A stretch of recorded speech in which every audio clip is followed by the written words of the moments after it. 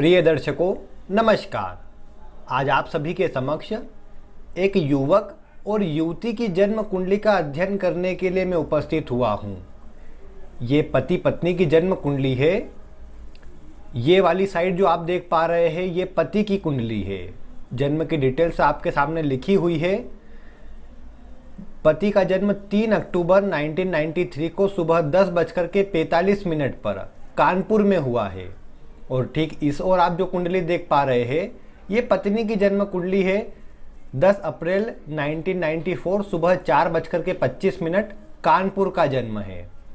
इन दोनों के प्रश्न वैवाहिक जीवन और संतान सुख से जुड़े हुए हैं।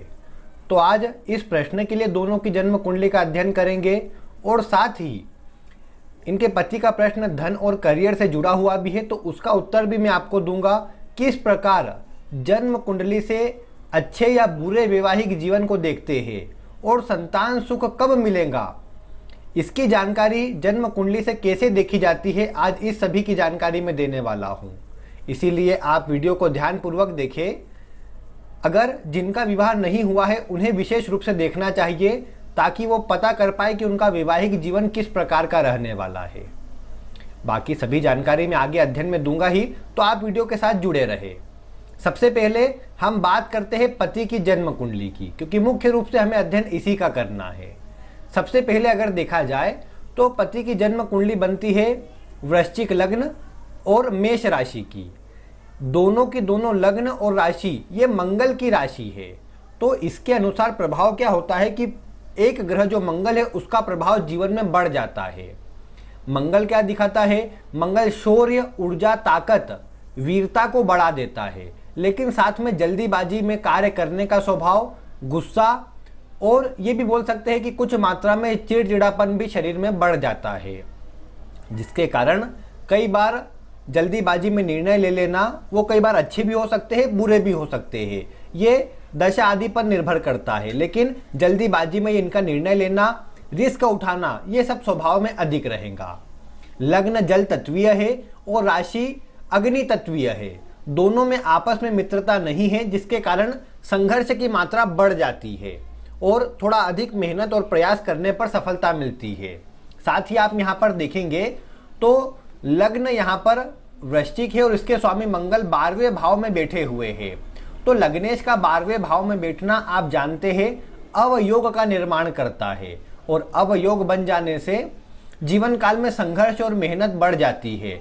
पराक्रम में वृद्धि अवश्य होती है, लेकिन ऐसा व्यक्ति कहीं ना कहीं संघर्षमय जीवन अधिक व्यतीत करता है। विशेषकर यहाँ पर एक बात ये भी रहती है कि जब तक शुभ दशाएं साथ में न चले तब तक संघर्ष फिर अधिक बना रहता है। और यहाँ पर आप लग्न में ही देखेंगे तो लग्न में ही राहु भी बैठे हुए हैं। वैसे तो वृश्चिक लग्न में व्यक्ति धैर्यवान होता है, परिस्थिति को अच्छी तरह मैनेज करना जानता है मंगल का ही लग्न, लेकिन मेष के समान इसमें जल्दीबाजी नहीं होती। लेकिन इनकी मेष राशि भी बन गई है तो जल्दीबाजी का स्वभाव तो रहेगा ही। और साथ में यहाँ पर क्या हो गया कि लग्न में ही राहु बैठ गए। ये राहु इस लग्न और राशि में किसी प्रकार से कारक नहीं होते हैं। और कुछ ज्योतिष के मर्मज्ञ ऋषि की माने तो यहाँ पर राहु नीच राशि के होते हैं, जिसके कारण कहीं ना कहीं ये मन में कंफ्यूजन उत्पन्न करेंगे, भ्रम डालने का प्रयास करेंगे, और भ्रम के कारण ऐसे व्यक्ति के मन में चिंता भी बनी रहेगी और ऐसा व्यक्ति अधिक टेंशन भी लेगा। और साथ में कई बार इसी राहु के कारण भी जो निर्णय लिए जाए उसमें गिरावट आ जाती है। ये राहु ये भी बताता है कि कहीं ना कहीं पिता का जो स्वभाव रहे वो थोड़ा गुस्सैल या चिड़चिड़ा रहे, जिद्दी रहे, और जिसके कारण ये भी देखने को मिलता है कि इनका जो शुरुआती जीवन रहा हो वो इतना अच्छा नहीं रहा हो, उनको बहुत अधिक संघर्ष बचपन में करना पड़ा हो। ये बात यहाँ लग्न में बैठे राहु बताते हैं। इसके बाद इस कुंडली में अगर बात करेंगे तो द्वितीय भाव और पंचम भाव के स्वामी गुरु बनते हैं, और ये गुरु इनकी कुंडली में लाभ भाव में बैठे हैं, यानी ये धन के लिए भी अच्छे हैं और ज्ञान बुद्धि विवेक के लिए भी बहुत अच्छे हैं। कुंडली के प्रमुख ग्रह का अच्छी अवस्था में बैठ जाना पूरी कुंडली को मजबूत कर देता है। यहाँ पर गुरु लाभ भाव में बैठे हैं, सूर्य के साथ है जो दशम भाव के स्वामी बनते हैं। तो ये गुरु इनको धन भी प्राप्त करवाएंगे, इनके ज्ञान में वृद्धि करेंगे और मान सम्मान भी देने का काम करेंगे। गुरु सूर्य की युति ये सर्वश्रेष्ठ युति मानी गई है, क्योंकि काल पुरुष की कुंडली में पंचम भाव के स्वामी सूर्य और ये बोल सकते हैं कि भाग्य भाव के स्वामी गुरु, दोनों की ये युति व्यक्ति को लक्ष्मीवान बनाती है, ज्ञानवान बनाती है। ये योग शिक्षक योग के नाम से जाना जाता है, इसीलिए ऐसा व्यक्ति ज्ञानवान होता है, अन्य लोगों को कुछ न कुछ सिखाने का प्रयास करता है। इनके दशम भाव के स्वामी का संबंध द्वितीय भाव और पंचम भाव से है, यानी जो शिक्षा ग्रहण की है उससे जुड़ा काम करना, अपने अंदर जो ज्ञान है उसे अन्य लोगों को देना, परामर्श देना, शिक्षा देना, इससे जुड़े कोई काम अगर ये करे तो इनको सफलता अवश्य मिलेगी। वैसे मैं आपको बता दूं कि इन्होंने LLB की है और ये CA की एग्ज़ाम दे रहे हैं। इसमें जो फाइनल ईयर है उसमें इन्हें कुछ परेशानी हो रही है, बाकी एग्ज़ाम ये क्लियर कर चुके हैं। तो आगे इनके योग उसमें कैसे है उसकी भी जानकारी मैं देता हूँ, लेकिन यहाँ पर मुख्य रूप से गुरु सूर्य की युति शिक्षा के लिए, कुछ सिखाने के लिए और अपने ज्ञान से जुड़ा ही काम करने के लिए बहुत अच्छी रहती है। वैसे सूर्य दशम भाव के स्वामी है और दशम भाव के स्वामी का लाभ भाव में बैठना या फिर द्वितीय भाव में बैठना व्यक्ति को व्यापार करने में बड़ी सफलता दिलाता है। लेकिन अभी मैं इनको व्यापार की ओर नहीं लेकर के जाऊंगा, वो किस कारण से वो मैं आगे बताता हूँ। इसके बाद इनकी कुंडली में तीसरे भाव और चतुर्थ भाव के स्वामी शनि बनते हैं। ये शनि कुंडली के चतुर्थ भाव में वक्री है। शनि का चतुर्थ भाव में शश योग बनाना, इनकी कुंडली में कोई कारक ग्रह तो नहीं होते, लेकिन शनि का चतुर्थ भाव में होना ये बताता है कि इनके पास एक से अधिक मात्रा में भूमि, भवन, वाहन का सुख रहने वाला है। साथ में जमीन आदि का सुख इनको ये शनि अच्छा प्रदान करेंगे, माता की आयु को बढ़ाएंगे। और एक बात और यहाँ पर लागू हो जाएंगी कि ये शनि का प्रभाव, शनि की 10वीं दृष्टि लग्न पर पड़ेगी, जिसके कारण ऐसे व्यक्ति के साथ होगा तो वही जो ऐसा व्यक्ति चाहता है, लेकिन तब नहीं जब ये चाहते हैं। तो इसके कारण थोड़ा संघर्ष बढ़ जाएगा और चिड़चिड़ापन भी बढ़ जाएगा। लेकिन भूमि, भवन, वाहन का सुख विषम मात्रा में रहेगा, यानी 1, 3, 5 इस तरह की संख्या में जमीन आदि का सुख इनको जीवन काल में प्राप्त होगा। ये शनि आप देख पा रहे हैं 29 डिग्री पर है, जिसके कारण ये यहाँ पर बाल अवस्था में है और भाव चलित कुंडली में शनि ही बदले हैं जो तीसरे भाव में जा रहे हैं। तो इसके कारण जन्म स्थान से दूर रहना और बाहर रहकर के कार्य करना इनको ज्यादा सूट करेगा। लग्नेश भी 12वें भाव में है, लाभ भाव के स्वामी भी 12वें भाव में है, इसीलिए ये अगर जन्म स्थान से दूर रहे तो इनको बड़ी सफलता प्राप्त हो जाएंगी। क्योंकि इनकी कुंडली में अगर आप शुक्र की स्थिति को देखें, जो सप्तम भाव के स्वामी बनते हैं और 12वें भाव के स्वामी बनते हैं, ये दशम भाव में बैठे हुए हैं। ये शुक्र बता रहे हैं कि विदेश से अगर ये जुड़कर कोई कार्य करे या जन्म स्थान से दूर रहकर के कोई कार्य करे तो इनको सफलता अधिक मिलेगी और जो संघर्ष है उसका सामना नहीं करना पड़ेगा या कम मात्रा में करना पड़ेगा। व्यापार के लिए ये सूर्य की स्थिति अच्छी है, लेकिन शनि का प्रभाव और वर्तमान में चल रही चंद्रमा की जो दशा है, इसमें मैं यही कहूंगा कि इनको व्यापार की ओर नहीं जाना चाहिए, क्योंकि चंद्रमा अप डाउन की स्थिति अधिक बनाएंगे। चंद्रमा की स्थिति में अभी राहु की अंतर्दशा जो चल रही है ये विशेष खराब कही जा सकती है, स्वास्थ्य के लिए भी और परेशानियों को बढ़ाने के लिए भी। 8 जुलाई 2021 से ये दशा चालू हुई है, जो 7 जनवरी 2023 तक चलेंगी। यानी अब तो खैर इसमें थोड़ा ही समय रह गया है, जिसके कारण जीवन में अधिक परेशानी का समय अब नहीं है। नहीं तो ये चंद्रमा में राहु की स्थिति अगर आप देखें तो चंद्रमा से राहु अष्टम भाव में अपनी नीच राशि में बैठे हैं। यह स्वास्थ्य के लिए भी अच्छा नहीं रहता, चोट चपेट लगना, किसी के स्वास्थ्य पर खर्च होना, झगड़े विवाद बढ़ना, ये सब स्थिति बढ़ जाती है। तो इसीलिए चंद्रमा की दशा में मैं व्यापार करने के लिए नहीं कहूँगा, क्योंकि इन्होंने कहा है कि इन्होंने कुछ व्यापार चालू किया था जिसे किसी कारण से इन्हें बंद करना पड़ा। उसका कारण यही है कि चंद्रमा में राहु की दशा चल रही है, जिसके कारण कहीं ना कहीं जो कार्य चल रहा हो उसमें अवरोध उत्पन्न हो जाता है। इसके बाद यहाँ चंद्रमा में गुरु आएंगे, इसीलिए ये कार्य आदि नौकरी करे अभी तो, क्योंकि आगे शनि भी आने वाले रहेंगे, इसलिए अभी नौकरी करना इनके लिए शुभ रहेगा। नौकरी से सफलता अच्छी मिल जाएंगी। चंद्रमा वैसे तो इनके भाग्य भाव के स्वामी बनते हैं और भाग्य भाव के स्वामी की दशा जीवन में भाग्य के दृष्टिकोण से अच्छी होती है, सभी प्रकार का सुख भी प्रदान करती है। एक बात यह भी है कि भाग्य भाव के स्वामी कुंडली के 6ठे भाव में है, तो ये बताते हैं कि आपको भाग्य का साथ तब मिलेगा जब आप रिस्क लेंगे, चैलेंजेस का सामना करेंगे, परेशानियों को झेलेंगे, क्योंकि 6ठा भाव परेशानियों को, चैलेंजेस को बताता है। जब आप इनका सामना करेंगे तब जाकर के आपको सफलता मिलेंगी, अपने भाग्य का साथ मिलेगा। और इस चंद्रमा पर शनि की दृष्टि पड़ रही है जो कहीं ना कहीं मानसिक चिंता, टेंशन देने का काम अवश्य करेंगी।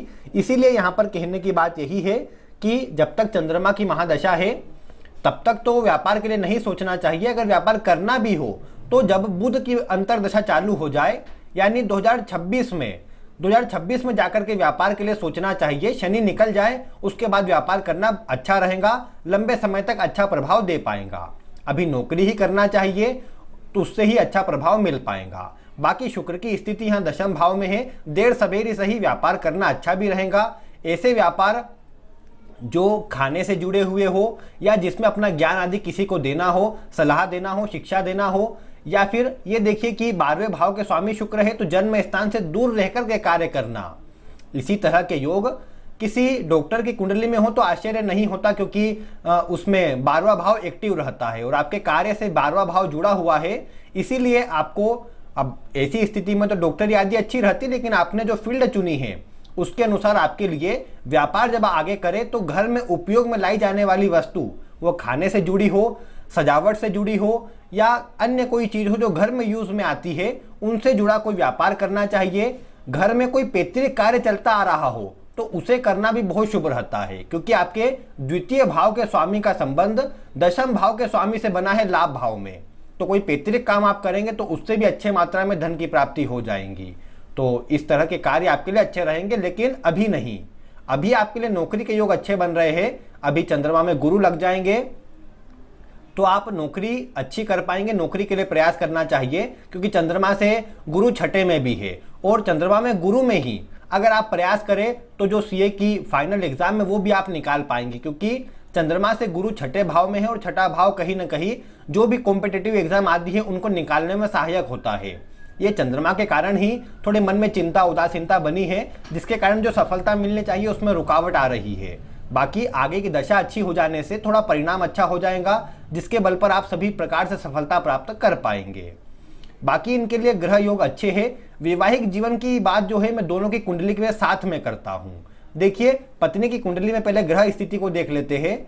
यहां पर इनकी कुंडली कुंभ लग्न की बनी है और इनकी मीन राशि बनती है।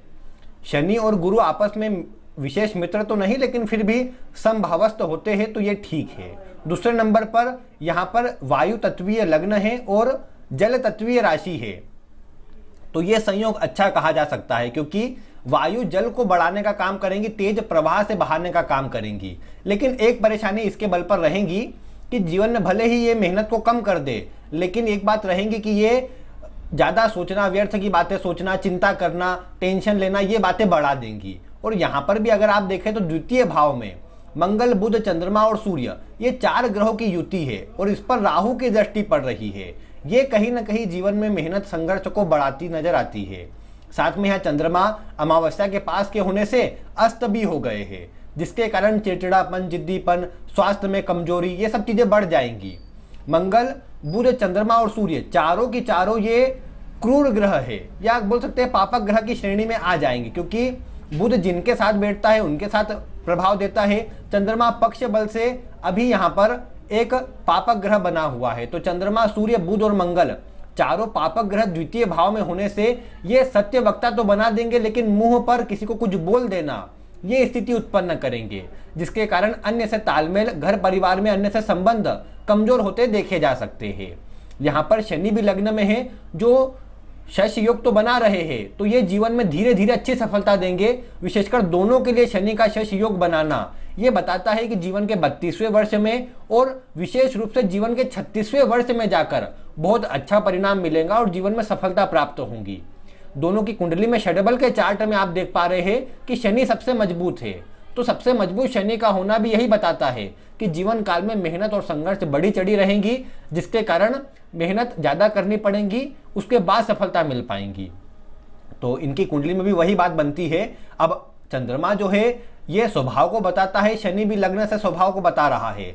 शनि पर भी गुरु की दृष्टि आ रही है, यानी सबको साथ लेकर के चलने का स्वभाव है, लेकिन चंद्रमा यहाँ पीड़ित हो रहे हैं। मंगल के साथ में, सूर्य के साथ में, बुध के साथ में चंद्रमा कमजोर प्रभाव दे रहे हैं, जिसके कारण कई बार क्या होता है कि स्वभाव चिड़चिड़ापन बढ़ जाता है, जिद्दी और गुस्सैल स्वभाव बढ़ जाता है, जिसके कारण जो अन्य से तालमेल रहना चाहिए विशेष रूप से बिगड़ते हैं। और यहाँ पर आप अगर देखें तो मंगल भी लग्न का ही प्रभाव दे रहे हैं। भाव चलित में अगर आप देखते हैं तो शनि, बुध और मंगल ये तीनों ग्रह यहाँ लग्न में आ जाते हैं। तो देखिए मंगल का लग्न में आना भी गुस्सेल और जिद्दी स्वभाव को बढ़ाता है, जिससे कहीं ना कहीं वैवाहिक जीवन में कमजोरी बढ़ती है।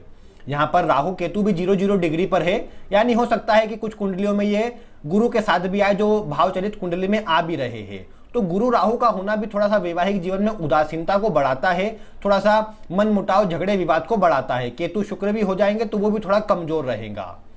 और एक बात आप देखिए, वैवाहिक जीवन की अब बात करते हैं। वैवाहिक जीवन के लिए आप देखिए कि यहाँ पर इनके शनि की स्थिति को देखिए तो शनि दोनों की कुंडली में मजबूत है। ये शनि का ज़्यादा मजबूत होना भी वैवाहिक जीवन को कमजोर करता है, क्योंकि शनि वैराग्यकारी और एक उदासीन ग्रह है। जब भी ये लग्न से या सप्तम से जुड़ा हुआ होता है तो कहीं ना कहीं वैवाहिक जीवन को प्रभावित करता है।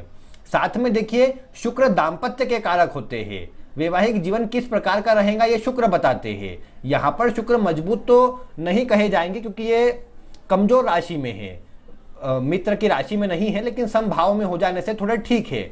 लेकिन शनि की दृष्टि देखिए, यहाँ पर भी शनि की तीसरी दृष्टि शुक्र पर है और यहाँ पर 7वीं दृष्टि शनि की शुक्र पर है, जिसके कारण वैवाहिक जीवन में परेशानियों को ये उत्पन्न करते हैं, मतभेद को बढ़ा देते हैं। लेकिन अगर ये चेक करना हो कि वैवाहिक जीवन विच्छेद तो नहीं होगा या खराबी तो नहीं आएगी, तो उसके लिए आपको नवमांश चक्र को भी देख लेना चाहिए। यहाँ पर अगर आप देखेंगे तो चतुर्थ भाव नवमांश कुंडली में जितना मजबूत रहेगा, उसका स्वामी या चतुर्थ भाव जितना अच्छा रहेगा, उतना अच्छा प्रभाव जीवन में मिलेगा, वैवाहिक जीवन लंबा चल जाएगा। तो देखिए यहाँ चतुर्थ भाव की स्थिति को देखें तो यहाँ पर मीन राशि बनते हैं, जिसके स्वामी गुरु दशम भाव में बैठकर चतुर्थ भाव को देख रहे हैं। तो जब भी नवमांश कुंडली में गुरु चतुर्थ भाव को देखेंगे तो ये बात पक्की कर देंगे कि वैवाहिक जीवन वो टूटने नहीं देंगे, वैवाहिक जीवन को बचाने का काम करेंगे। तो ये प्लस पॉइंट यहाँ पुरुष की कुंडली से यानी पति की कुंडली से अच्छा आ रहा है। साथ में यहाँ पर पत्नी की कुंडली में भी देखेंगे तो जो यहाँ पर चतुर्थ भाव है, यहाँ पर शुक्र बैठे हैं जो लग्नेश है इस कुंडली में, तो ये भी अच्छा योग हो गया क्योंकि चतुर्थ भाव इससे मजबूत हो जाएगा और इसके परिणाम स्वरूप वैवाहिक जीवन में खराबी नहीं आएंगी। यहाँ पर सूर्य का प्रभाव आता है और सूर्य भी दशम भाव में बैठकर दिग्बली भी हो रहे हैं और यहाँ पर सूर्य को पंचम भाव, माफ कीजिएगा, चतुर्थ भाव को देख भी रहे हैं, जिसके कारण ये भी वैवाहिक जीवन में खराबी नहीं आने देंगे। लेकिन परेशानी या दोनों में मन मुटाव अवश्य रहेगा। उसका प्रमुख कारण दोनों के लग्नेश मित्र नहीं है, नवमांश के स्वामी मित्र नहीं है। साथ ही यहाँ राशि के स्वामी बात करेंगे तो वो मित्र होने से थोड़ा तालमेल बना रहेगा, खराबी नहीं आएंगी। और बाकी शुक्र की स्थिति कमजोर हो जाने से थोड़ी उदासीनता वैवाहिक जीवन में रहेंगी। लेकिन अच्छी बात है कि देखिए लड़के को भी, लड़के के लग्न में जो कारक ग्रह है शुक्र, माफ कीजिएगा चंद्रमा, उस चंद्रमा की महादशा चल रही है। आगे भी मंगल की दशा आएंगी तो ये वैवाहिक जीवन में खराबी उत्पन्न नहीं होने देंगी। इधर भी लड़के की कुंडली में देखें तो शुक्र की महादशा चल रही है, 2021 से चालू हुई है, 2041 तक चलेंगी, यानी 20 साल ये शुक्र की महादशा भी इनको अच्छी रहने वाली है, जिसके कारण वैवाहिक जीवन में कोई खराबी नहीं बनेगी।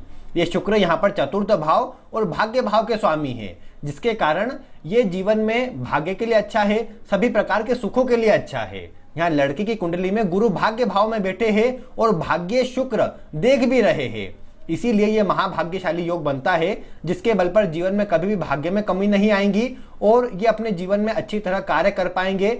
बता दूं मैं आपको कि इनकी जो पत्नी है ये अभी नौकरी कर रही है और इनके लिए वैसे नौकरी करना ही अच्छा है। आगे गुरु के कुछ परिवर्तनों से, विशेषकर 2024 में जब शुक्र में सूर्य की दशा चालू हो जाएंगी, उस समय पर इस नौकरी में प्रमोशन के योग बनेंगे जो अच्छे भी रहेंगे और सफलता के लिए स्थिति अच्छी रहेंगी। यहाँ पर ये दशा जो इनको चली है सभी प्रकार के सुख प्रदान करेंगी और जीवन में भोग विलास, सुख संसाधन सब प्राप्त होंगे। तो इसीलिए यहाँ पर वैवाहिक विच्छेद के कोई योग नहीं बनेंगे।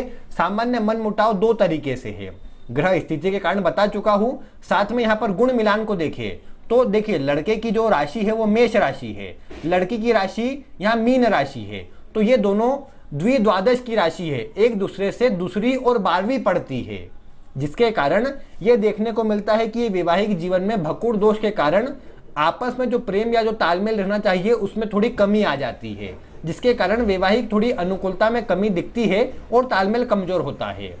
दूसरे नंबर पर आप यहाँ पर एक और बात देख पाएंगे कि इनकी कुंडली में अगर आप देखें तो यहीं पर इनकी जो राशि है वो तो यहाँ पर मीन राशि है और इनकी मेष राशि है, तो ये तो आपस में कमजोरी लाती ही है। साथ में मेष राशि लड़के की होने से यहाँ पर क्षत्रिय वर्ण बनता है और लड़की की मीन राशि होने से ब्राह्मण वर्ण बनता है। तो इसके कारण भी क्या होता है कि क्षत्रिय और ब्राह्मण, विशेषकर लड़की का वर्ण ज्यादा होने से या ऊंचा होने से, इससे भी कहीं ना कहीं जीवन में परेशानी का थोड़ा योग बन जाता है, क्योंकि ये क्या करता है कि जो प्रभाव है, जो प्रभुत्व है लड़की का बढ़ जाता है, जिसके कारण शुरुआती जीवन में विवाह होने के बाद लड़के को थोड़ा संघर्ष करना पड़ता है। तो इनको थोड़ा भी खैर दशा के कारण भी करना पड़ रहा है, लेकिन ये बात से भी आप इसको क्रॉस चेक कर सकते हैं। बाकी स्थिति यहाँ पर ग्रह दशा की अच्छी होने से जीवन में सकारात्मक स्थिति बढ़ जाएंगी।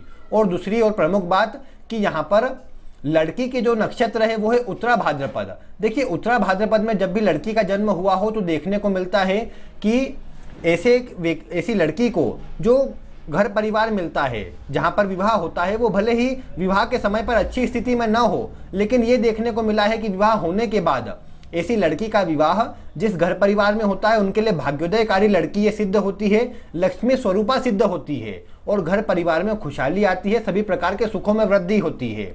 तो मैं कहूँगा लड़के के लिए ये लड़की का साथ होना, इनसे विवाह होना विशेष शुभ है, सभी प्रकार के सुखों के लिए अच्छा है, भाग्य के लिए अच्छा है और जीवन में तरक्की के लिए भी अच्छा है।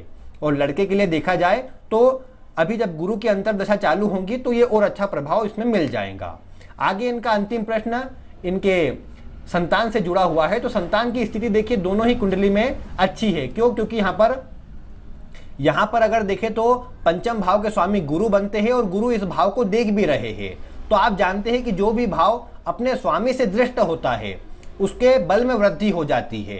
तो गुरु संतान के कारक भी है, किसी अशुभ प्रभाव में नहीं है।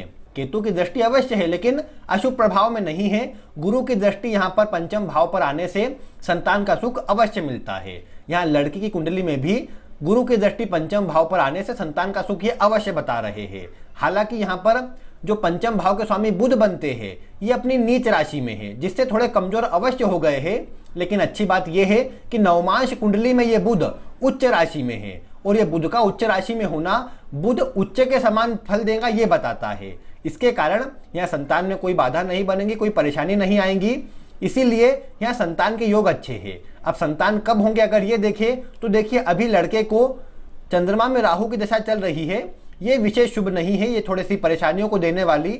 इस समय पर कई बार देखने को मिला कि गर्भ ठहर भी जाए तो गर्भपात आदि होता देखा गया है। लेकिन आगे अगर देखें तो अगले वर्ष जनवरी के बाद यहाँ चंद्रमा में गुरु की अंतर्दशा चालू होंगी, लगभग 1.5 साल तक ये दशा रहेंगी।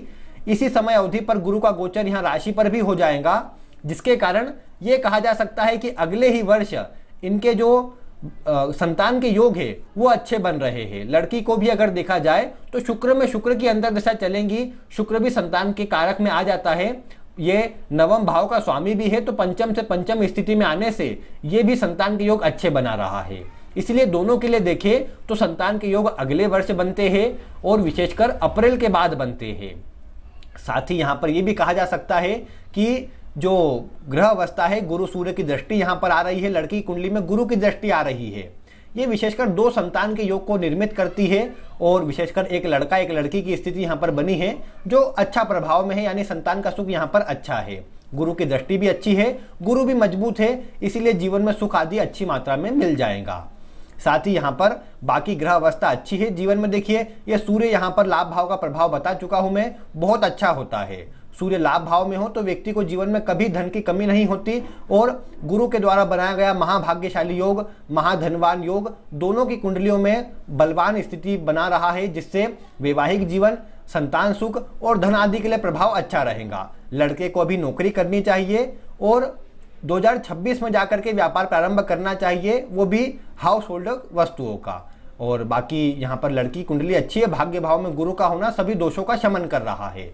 शनि पर दृष्टि भी आ रही है जो लड़की को सर्वज्ञ बनाएंगी, सभी प्रकार का ज्ञान लड़की को देंगी। और बस थोड़ा गुस्से को कम करने के लिए यहाँ पर चांदी का कड़ा इनको पहनाना चाहिए।